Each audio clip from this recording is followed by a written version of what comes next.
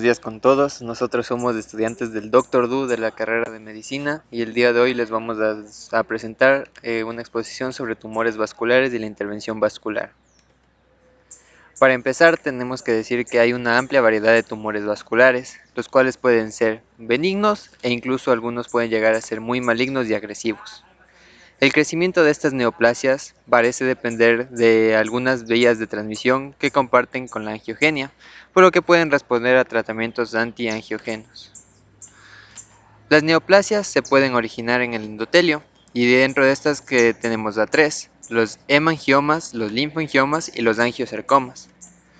Pero también tenemos neoplasias que se van a originar en los tejidos de soporte de los vasos sanguíneos, como por ejemplo el glomus carotidio. Es así que tenemos, por ejemplo, que los tumores primarios de los grandes vasos van a ser sarcomas de tejido conjuntivo. Además es útil utilizar ciertas técnicas para diferenciar si un tumor es benigno o si es maligno. Como por ejemplo, como regla general, los tumores benignos van a producir conductos vasculares patentes, llenos de células sanguíneas rodeadas de una sola capa endotelial de aspecto normal. Por otra parte, en cambio, los malignos van a ser mucho más celulares y proliferativos, van a mostrar una atipia citológica y no van a formar vasos bien organizados. Para diferenciar estos tumores malignos de los benignos es útil a veces la inmunohistoquímica, donde vamos a medir el CD31 o el factor de von Willebrand. Es así que vamos a empezar a hablar de los primeros tipos de tumores, que son los tumores benignos. Dentro de estos tumores benignos vamos a tener las ectasias. Estas ectasias en sí no son verdaderas neoplasias, sino son más dilataciones locales de una estructura.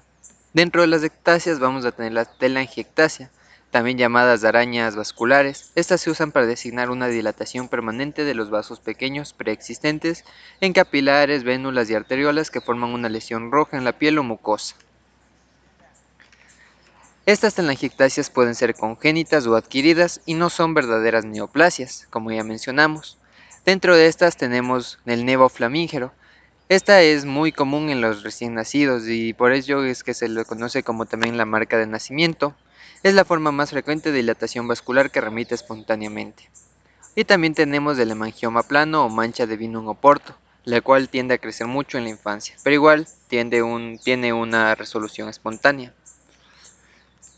Cuando nosotros tenemos un hemangioma plano asociado al recorrido del nervio trigémino, tenemos algo relacionado con el síndrome de Sturge-Weber o angiomatosis encefalotrigeminal.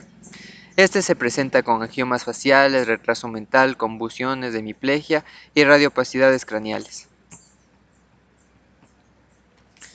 Una gran telangiectasia facial en un niño con retardo mental puede ser indicativo de la presencia de malformaciones vasculares, por lo cual deberíamos ahondar mucho en la búsqueda de estos trastornos genéticos.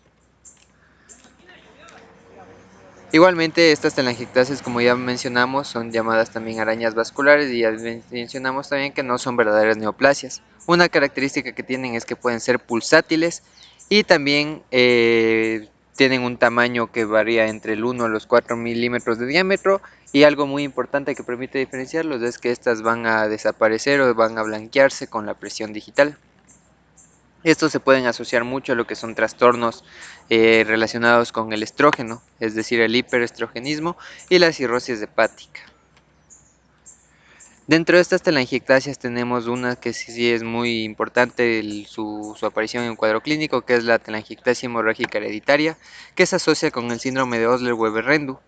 Este es un trastorno autosómico dominante causado por mutaciones en los genes que codifican el componente de la vía de transmisión de señales del factor de necrosis tumoral beta. Estas son malformaciones compuestas por venas y capilares dilatados desde el nacimiento. Estos se distribuyen ampliamente por la piel y mucosas, tubo digestivo, vías respiratorias y vías urinarias. Cuando se rompen espontáneamente causan epistaxis y sangrado digestivo y hematuria. Igualmente vamos a tener los hemangiomas, que ya mencionamos son otro tipo de tumores vasculares benignos. Estos se caracterizan por el aumento del número de vasos llenos de sangre y representan aproximadamente el 7% de todos los tumores benignos de la lactancia e infancia. Cuando un hemangioma, es decir, tenemos varios hemangiomas, estos pasan a denominarse angiomatosis. Dentro de estos hemangiomas vamos a tener algunos tipos. Dentro de ellos tenemos los hemangiomas capilares. los cuales son los más frecuentes y aparecen en la piel, tejido subcutáneo y mucosas de la cavidad oral, lengua, labios, hígado, vaso y riñones. Van a estar formados principalmente por capilares con un escaso estromo. Otro tipo de estos hemangiomas son los hemangiomas juveniles, también llamados lesiones en fresa. Estos se presentan en 1 de cada 200 nacimientos. Crecen durante meses, pero suelen remitir al primero o tercer año. Prácticamente al séptimo año ya los niños no presentan estas lesiones. Otro tipo son los cavernosos. Estos cavernosos van a estar formados por grandes conductos vasculares dilatados y suelen ser mucho más infiltrantes que los ya mencionados. Histológicamente no son encapsulados, presentan bordes infiltrantes y están constituidos por grandes espacios vasculares cavernosos llenos de sangre, de allí su nombre. Estos pueden ser parte de la enfermedad de von Hippel-Lindau, en la cual se encuentran lesiones en el cerebro, tronco del encéfalo, retina, páncreas e hígado. Y finalmente vamos a tener el tercer tipo, que vienen a ser los piógenos, que estos vienen a ser hemangiomas pediculados en la piel, mucosa gingival u oral, sangran con facilidad y a menudo están ulcerados. El granuloma gravídico o tumor del embarazo se presenta en el 1% de las embarazadas en la encía, remite espontáneamente luego del embarazo o se fibrosa, y si en caso de que persista todavía, se suele extirpar. A continuación, otro tipo de tumor vascular benigno, aparte de los hemangiomas y las ectasias que en realidad no eran neoplasias verdaderas, son los linfangiomas. Estos linfangiomas vienen a ser nada más que el equivalente linfático de los hemangiomas. Los linfangiomas pueden ser simples, que en general son ligeramente elevados, pediculados de hasta unos 2 centímetros de diámetro, que se desarrollan en la cabeza, cuello y tejidos subcutáneos axilares.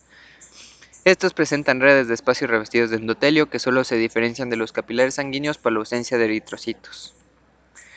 Y la otra forma de los linfangiomas son los cavernosos o también llamados higromas quísticos. Estos se localizan en el cuello o axila y con menos frecuencia en el retroperitoneo. Pueden llegar a medir 15 centímetros de diámetro. Los cervicales son comunes en el síndrome de Turner, no están encapsulados y son difícil su resección quirúrgica. Y finalmente, otro tipo de tumor vascular benigno son los tumores glómicos, que ya mencionamos, son los que se dan en el tejido conectivo de los vasos. Estos son benignos pero extremadamente dolorosos y se desarrollan a partir de células musculares lisas modificadas de los cuerpos glómicos. Estos se desarrollan generalmente en la porción distal de los dedos bajo la uña. Otro tipo de tumores vasculares benignos es la angiomatosis basilar. Esta es una proliferación propia de los anfitriones inmunodeprimidos, generalmente personas con SIDA, causada por los bacilos gram negativos del género Bartonella. Dentro de especies del género Bartonella vamos a tener dos que son importantes. La Bartonella genselae, cuyo principal reservorio es el gato doméstico y suele causar la enfermedad denominada enfermedad por arañazo de gato. Y la Bartonella quintana, que causa la conocida fiebre de la trinchera. En cuanto a su morfología, estas lesiones cutáneas son pápulas y nódulos rojos o masas subcutáneas redondeadas. En el histopatológico se suele apreciar una proliferación capilar con células endoteliales y epiteloides prominentes que tienen atipia nuclear y mitosis. Tienen neutrófilos estromales, polvo nuclear y las bacterias causales, como ya mencionamos, las del género Bartonella con sus dos subespecies. Ahora les vamos a hablar acerca de los tumores de grado intermedio, como son el sarcoma de Kaposi. Esta es una neoplasia vascular causada por el virus del herpes humano 8 o el que se encuentra asociado al SIDA. Se conocen 4 formas del sarcoma de Kaposi. El sarcoma de Kaposi clásico es propio de hombres de edad avanzada, originarios del Mediterráneo, Oriente Medio o Europa Oriental. Se asocian a cáncer, pero no a VIH. Son múltiples placas o nódulos cutáneos de color rojizo morado y que se encuentran generalmente en los miembros inferiores. El sarcoma de Kaposi africano endémico. Este afecta a personas con VIH negativas. Son menores de 40 años y afecta a los ganglios linfáticos. Este se encuentra asociado al sarcoma de Kaposi de SIDA. Es el tumor más frecuente en África. Cuando se presenta en niños prepuberales, afecta ganglios linfáticos y vísceras con mal pronóstico, del 100% a los 3 años. En cuanto al sarcoma de Kaposi asociado a trasplante, este se produce en receptores de trasplante de órganos sólidos por inmunodepresión de linfocitos T. Las lesiones remiten al disminuir la inmunodepresión, con el correspondiente riesgo de rechazo al trasplante. En estos receptores el riesgo aumenta hasta 100 veces. El siguiente es el sarcoma asociado al SIDA. Este es epidémico, es la enfermedad propia del SIDA y es la causa más común de neoplasia maligna relacionada con el virus de la inmunodeficiencia humana. Su incidencia ha disminuido en un 80% debido a los tratamientos que se emplean en la actualidad, que son antirretrovíricos. En personas infectadas, el riesgo es 1000 veces mayor de padecer este sarcoma de Kaposi que en la población en general. Afecta a la piel, a los ganglios linfáticos y a las vísceras. En cuanto a su patogenia, los sarcomas de Kaposi son causados por el virus del herpes relacionado con el sarcoma de Kaposi o el virus del herpes humano 8, que es un herpes virus y se transmite por vía sexual y no sexual, como las secreciones orales y la exposición cutánea. Este guarda relación inversa con el uso del calzado. En cuanto a su morfología, el sarcoma de Kaposi clásico evoluciona en 3 fases. La primera es cuando se presentan las máculas.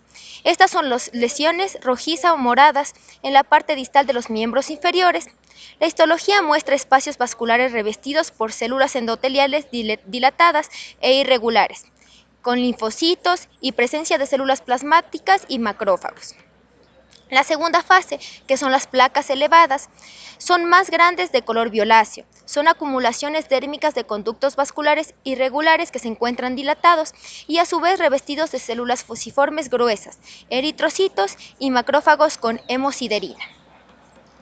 Y finalmente la tercera fase, que son las nodulares.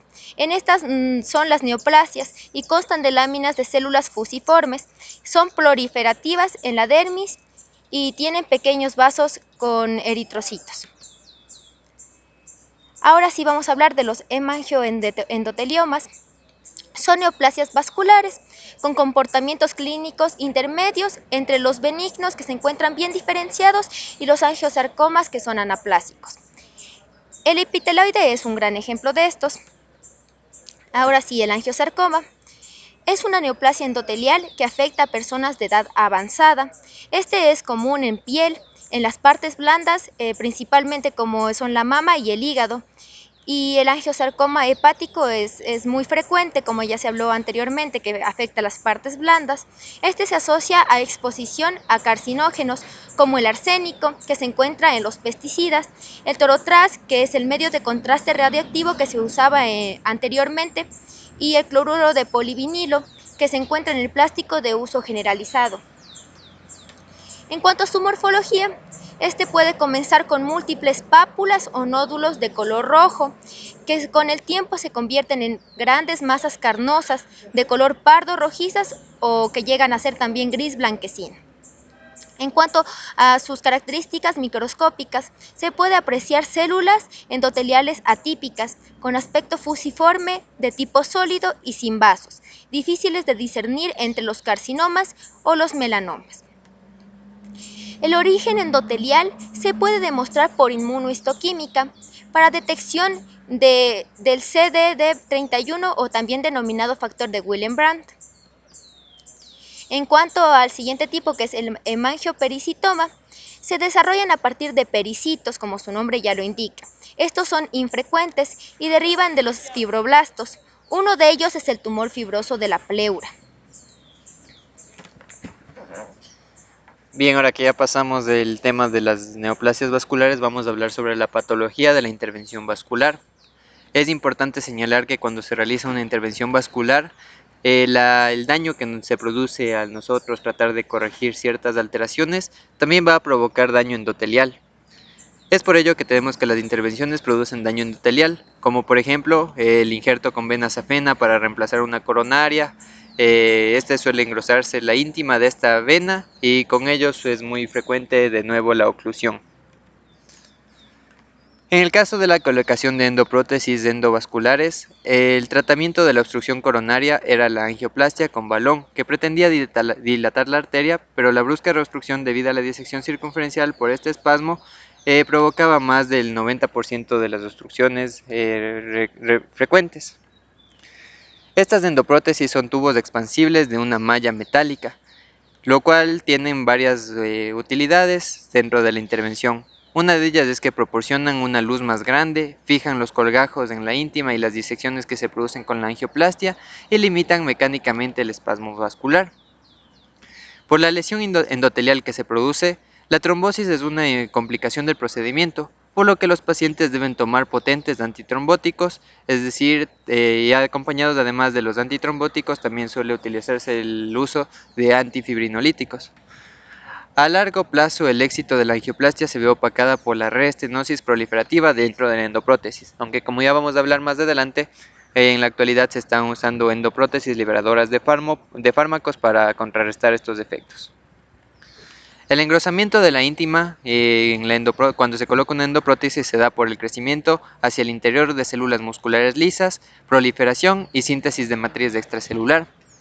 Hasta un tercio de los pacientes en un plazo de 6 a 12 meses desde la colocación del dispositivo producen nuevamente una oclusión luminal. Aquí lo que ya les mencionamos antes, que en la actualidad contamos con endoprótesis liberadoras de fármacos antiproliferativos como el Placitaxel o el Sirolimus. Estos lastimosamente tienen solo una liberación no tan prolongada, una liberación del fármaco de días o semanas. Sin embargo, su uso reduce la restenosis hasta en un 50 al 80%. Además, las prótesis de calibre grueso de 12 a 18 milímetros funcionan bien en áreas de alto flujo como la aorta. Sin embargo, no ocurre lo mismo con las prótesis de bajo calibre, es decir, menores a 8 milímetros, ya que estos suelen acompañarse de trombosis temprana en el sitio de unión de la nueva prótesis y la original.